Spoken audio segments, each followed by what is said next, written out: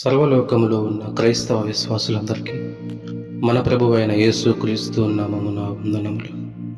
దేవుని వాక్యం యొక్క విశిష్టత అది ఎంతో విలువైనది.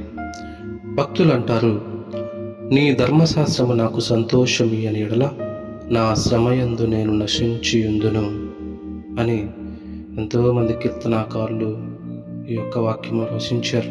అలాగే నీ వాక్యము నా పాదములకు దీపము, నా త్రోవకు వెలుగై ఉన్నది అని కీర్తనాకారులు రచించారు. నీ మాటలు మట్టి మూసలో 7 మారులు కడిగి ఊదిన వెండి అంత పవిత్రములు అని గ్రంథంలో రాయబడి ఉంది.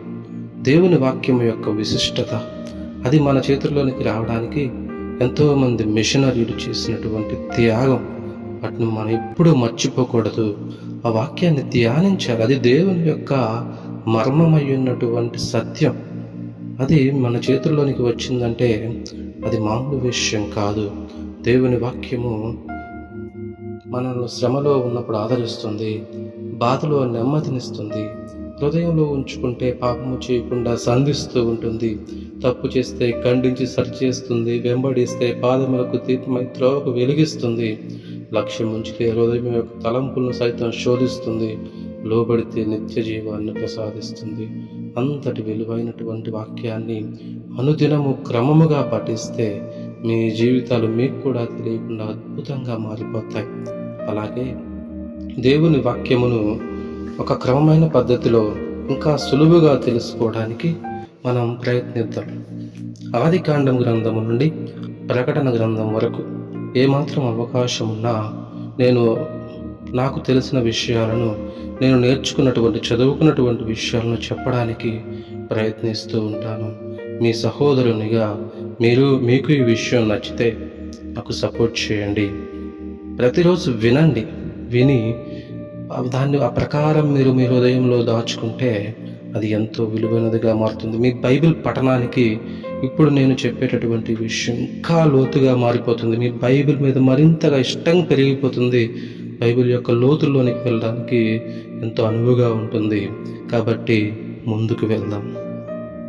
ఆదికాండం గ్రంథాన్ని సరళమైనటువంటి రీతిలో సులువుగా అర్థమయ్యేటటువంటి తెలుగు భాషలో చెప్పడానికి ప్రయత్నిస్తాను. ఎందుకంటే అది ఎంతో గుప్తమైనటువంటి ఆ మూలాలకు సంబంధించి మనకు చెప్పబడినటువంటి గ్రంథం ఆ యొక్క ఆదికాండం గ్రంథం. అది అర్థం చేసుకోవాలంటే చాలా మనసు పెట్టాలి, చాలా మన యొక్క హృదయమును ఆ యొక్క బైబిల్లోనికి తీసుకువెళ్తే మన మనోనేత్రాలు వెలిగించబడాలి.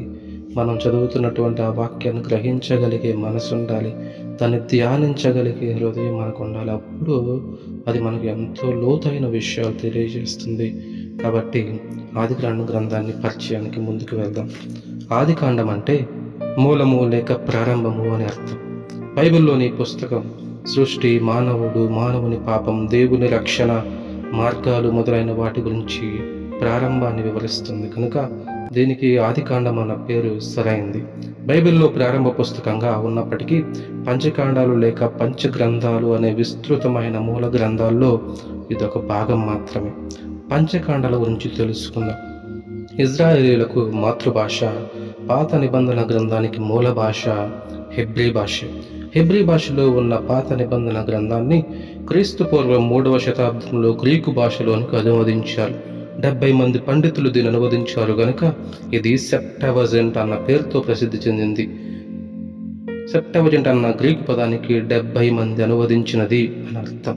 ఈ అనువాదకుల నుండి మొదటి 5 పుస్తకాలకు పంచగ్రంథాలు అన్న పేరును గ్రహించారు. పెంటా అనగా 5, చ్యూకోస్ అనగా సంపుటి అని అర్థమిచ్చే 2 గ్రీకు పదాల నుండి పంచకాండాలకు పెంటాట్యూక్ అనే పేరు పెట్టారు.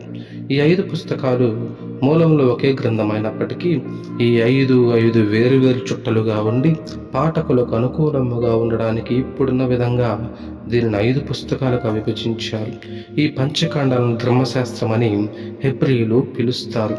పంచగ్రంథాల రచయిత ఎవరో ఆ గ్రంథాలు వివరింపకపోయినా వీటి రచయిత మోషే అని అనాదిగా హెబ్రీ క్రైస్తవ సంప్రదాయాల విశ్వాసం. ప్రజలు మర్చిపోకుండా వంశపారంపర్యంగా మౌఖికంగా చెప్పుకోవడం ద్వారాను, రాసుకొని భద్రపరుచుకున్న కుటుంబ వివరాలను, పురాతన కీర్తనలను, సంప్రదాయ కథలను క్రోడీకరించడం ద్వారాను మోషే దీన్ని గ్రంథస్థం చేసేయడంలో సందేహం లేదు. అంతేగాక మోషే తరచుగా దేవునితో సన్నిహిత సంబంధం కలిగి దేవుని ఆదేశాలను పొందాడు. వీటితో పాటు మోషే తన జీవితకాలంలో జరిగిన ముఖ్య సంఘటనలను కూడా జోడించి వాటిని భద్రపరిచాడు. దేవుని నడిపింపు ద్వారా ఈ అంశాలన్నిటినీ ఒకటిగా క్రోడీకరించిన దాన్నే మోషే పంచకాండాలు అని ఇప్పుడు మనం పిలుస్తున్నాం. బైబిల్కి సంబంధించిన పత్రాల్లోని వివరణలు, పదాలు, సమాసాలు, దేవుని పేర్లు, ఇజ్రాయేలీల మత విధాన వివరాలకు సంబంధించిన పోలికలు, సమాంతర భావాలు, వ్యతిరేకతలను గురించి బైబిల్కు సంబంధించిన పత్రాలను పండితులు క్షుణ్ణంగా అధ్యయనం చేశారు. మోషే అనంతరం చాలా కాలానికి గాని మనం ఇప్పుడు చూస్తున్న పంచకాండాల సమగ్ర రూపం ఏర్పడలేదని వీరు సూచించారు. అసలు వేటికవిగా ఉండే పత్రాలను తర్వాతి కాలంలో ఒకటిగా పొందుపరచారని కొందరు విశ్వసిస్తారు. ఈ అంశాల గురించి అనేక వాదాపవాదాల్లో పడి పంచకాండాలు ఎలా రాశారు అన్నదానికంటే దాని అర్థం ఏమిటి అన్నది ప్రాముఖ్యమైన అంశమని చాలామంది మర్చిపోతున్నారు. హిబ్రూ, క్రైస్తవ పరిశుద్ధ గ్రంథాలు రెండిట్లోనూ స్పష్టమైన సమగ్రత గలదిగాను, దేవుని సజీవ వాక్య సందేశం గలదిగాను ఆదికాండం గ్రంథం నిలిచి ఉంది.